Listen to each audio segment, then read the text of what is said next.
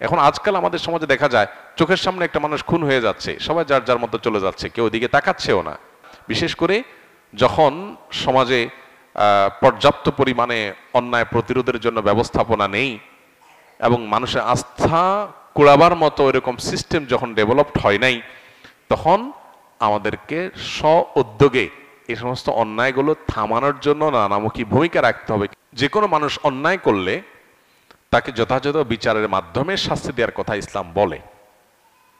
আমরা যদি নবী করিম সাল্লাল্লাহু আলাইহি সাল্লামের জীবনী দেখতে পাবো তার জীবনে বহুবার এমন ঘটনা ঘটেছে যে কেউ এমন একটা অন্যায় কাজ করেছে যে অন্যায়ের কারণে তিনি মৃত্যুদণ্ড পাওয়ার মতো। সেখানে উপস্থিত কোন একজন সাহাবী বলেছেন, হে আল্লাহ রাসূল, আপনি আমাকে পারমিশন দিলে এই লোকটা যে জঘন্য অন্যায় করেছে তার শাস্তি আমি কার্যকর করতে চাই। এই যে একটা জায়গা যে সাহাবী নবীজির সামনে বলতেন, হে আল্লাহ রাসূল, আপনি বললে আমি এটা কার্যকর করব।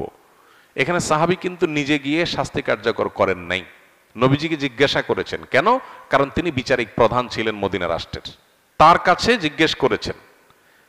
নবী সাল্লাল্লাহু আলাইহি সাল্লাম যদিও কখনো এই ধরনের ইস্যুতে অনুমোদন দেন নাই, কারণ চাওয়ার ভিত্তিতে এভাবে অনুমোদন দেওয়ার নজির নাই, কিন্তু এই যে একটা প্রটোকল মেনটেন করা সাহাবীদের, এখান থেকে বোঝা যায় যে কেউ কোনো অন্যায় করেছে মনে হলেই আমি তার বিচার কার্যকর করা শুরু করব, এটা ইসলাম সমর্থন করে না।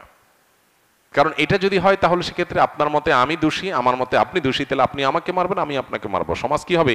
বিশৃঙ্খল হবে এবং গৃহযুদ্ধ বেঁধে যাবে।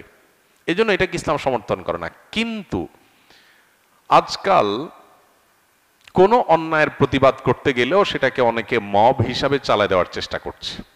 সেটা কিন্তু ইসলামে নিষেধ না। কোরআনে সবচেয়ে বেশি যে বিষয়ে নিষেধাজ্ঞা এসেছে সেটা হলো অন্যায় থেকে বিরত থাকা।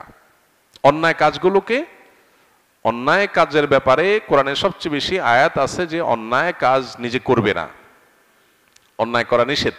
আবার এর পাশাপাশি অন্যায় দেখলে সেটা বাধা দিতে হবে, এ ব্যাপারে নির্দেশও আসছে কোরআনের সবচাইতে বেশি। এই জন্য অসৎ কাজে বাধা প্রদান করার নির্দেশ কোরআনের সবচেয়ে বেশি সংখ্যক বার এসেছে নির্দেশগুলো, তার মধ্যে থেকে একটা হওয়ার কারণে আমরা অন্যায় দেখলে আমাদেরকে বাধা দিতে হবে। অন্যায় দেখলে যদি আপনি বলেন না এটা আমার কাজ না, তাহলে এটা হলো স্বার্থপর মানুষের কাজ, এটা ইমানদারের ভূমিকা না। ইমানদারের ভূমিকা হলো অন্যায় দেখলে কি করবে? সে বাধা দেওয়ার চেষ্টা করবে। হ্যাঁ, বাধা কতটুকু দেব? ওই যে তাকে শাস্তি কার্যকর করা নয়, তাকে থামানো। ধরা যাক একজন মানুষ ছিনতাইকারীর কবলে পড়েছে, তাহলে আমি কি ওই লোকটাকে ছিনতাইকারীর হাত থেকে উদ্ধার করে ছিনতাইকারীকে ধরে পুলিশের হাতে সুপর্দ করে দেওয়াটাকে মব বলবো? মোটেই না। এটা হলো অন্যায়ের প্রতিরোধ করা। এখন আজকাল আমাদের সমাজে দেখা যায় চোখের সামনে একটা মানুষ খুন হয়ে যাচ্ছে, সবাই যার যার মতো চলে যাচ্ছে, কেউ ওদিকে তাকাচ্ছেও না। এটাকে ভৎসনা করেছে ইসলাম, এটাকে কোরআন ভৎসনা করেছে। এই জন্য অসৎ কাজে বাধা প্রদান এটা ভালো কাজ, কিন্তু কারোর বিচার, কারোর শাস্তি কার্যকর করার দায়িত্ব নিজের কাঁধে তুলে নেওয়া এটা ভালো কাজ না। বিধায় দুইটার মধ্যে পার্থক্য করতে হবে।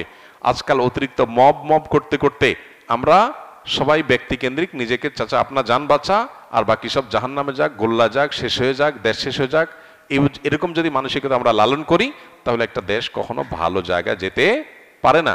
বিশেষ করে যখন সমাজে পর্যাপ্ত পরিমাণে অন্যায় প্রতিরোধের জন্য ব্যবস্থাপনা নেই এবং মানুষের আস্থা কুড়াবার মতো এরকম সিস্টেম যখন ডেভেলপড হয় নাই, তখন আমাদেরকে স্ব উদ্যোগে এই সমস্ত অন্যায়গুলো থামানোর জন্য নানামুখী ভূমিকা রাখতে হবে। কিন্তু সেটা কোন অবস্থাতেই ওই যে নিন্দনীয় মব এর পর্যায়ে যেন না যায় সেটাও খেয়াল রাখতে হবে। এখানে ব্যালেন্স করতে হবে।